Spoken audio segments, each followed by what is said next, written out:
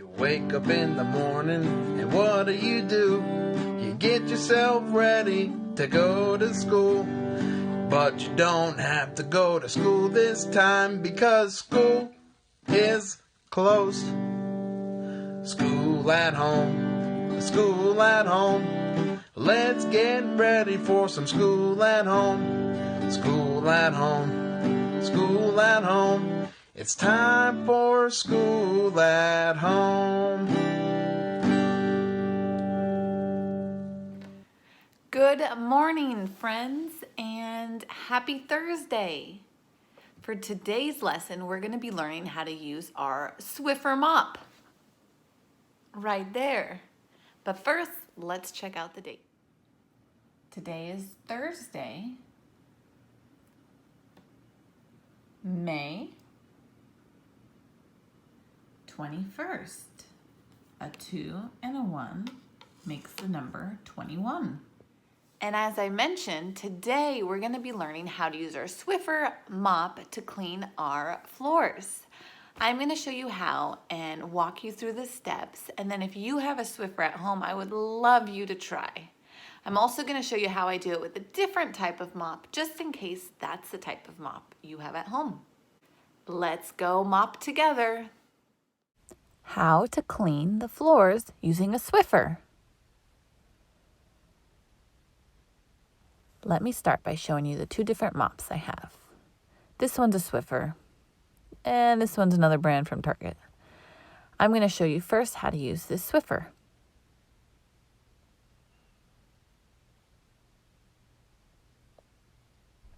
To use this kind of Swiffer, you need a wet or dry cloth. Today I'm going to be showing you how using a wet Swiffer cloth. They come in a container like this.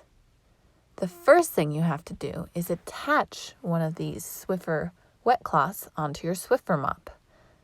I'm going to open the container and then just pull back these little flaps. That way my Swiffer fits in there nicely. Then I can fold the cloth back over and use my finger to push it in the hole. Do it for all four corners. Now when I pull out my Swiffer mop, the wet pad is stuck to it. It's ready for me to start mopping. But first, I'm going to put away this little container of Swiffer wet cloths. Now it's securely on. My next step is to move the Swiffer back and forth on the floor. This is what's going to help clean the floor. I'm going to do it all over my apartment. The best way to do it is to move it back and forth in front of you while you take steps backwards. This way, you're not going to be stepping on the clean floor. It's really important that you get under all the appliances, any little corners. We want to get everything as clean as possible. Keep moving the Swiffer back and forth while you step backwards. Now my kitchen is nice and clean. I can move on to other parts of my apartment.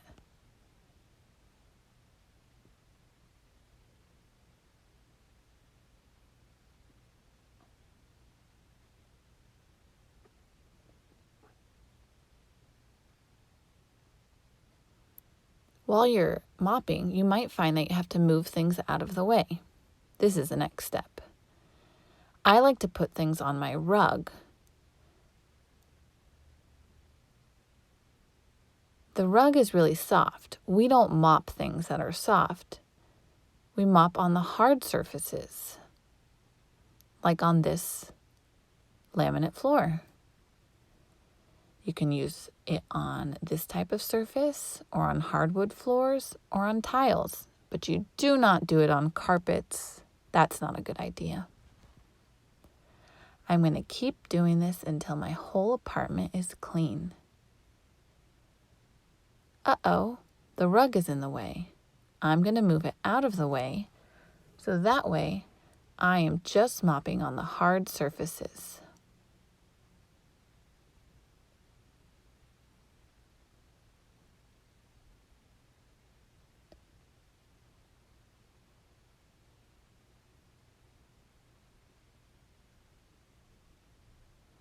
You'll notice the top of the Swiffer can move around. This is helpful for when you're mopping right next to the baseboards. That's that white part next to the wall. The next step is to trash the wet cloth that we put on our Swiffer.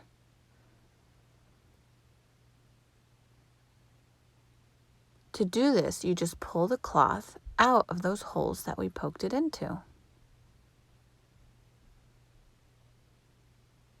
I'm going to pull it out of all 4 corners.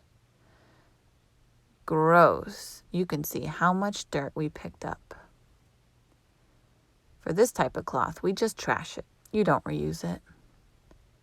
The last step is to wait until all the floors are nice and dry. Once they're all dry, you can put all your stuff back that you moved.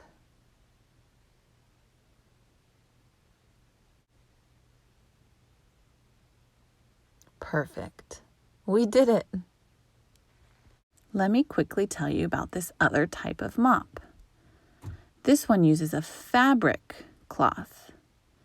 It sticks on just by placing it and pushing it down.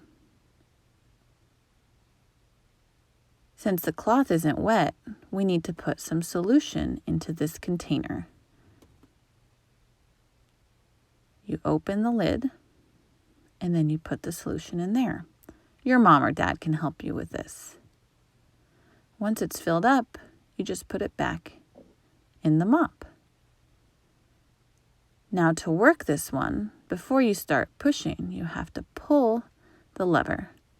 That's going to squirt out the solution, and then you can push the mop back and forth. Then you squirt it again to make sure you keep the floor nice and clean.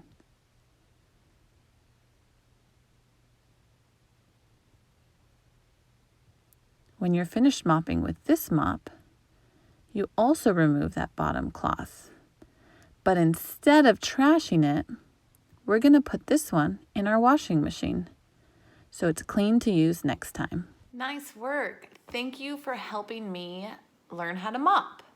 Now, I only showed you with 2 different types of mops, but there's lots of other kinds.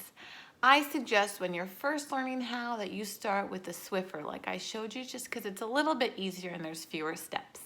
Then when you learn how to do that, we can practice with a different mop. Thanks. Bye.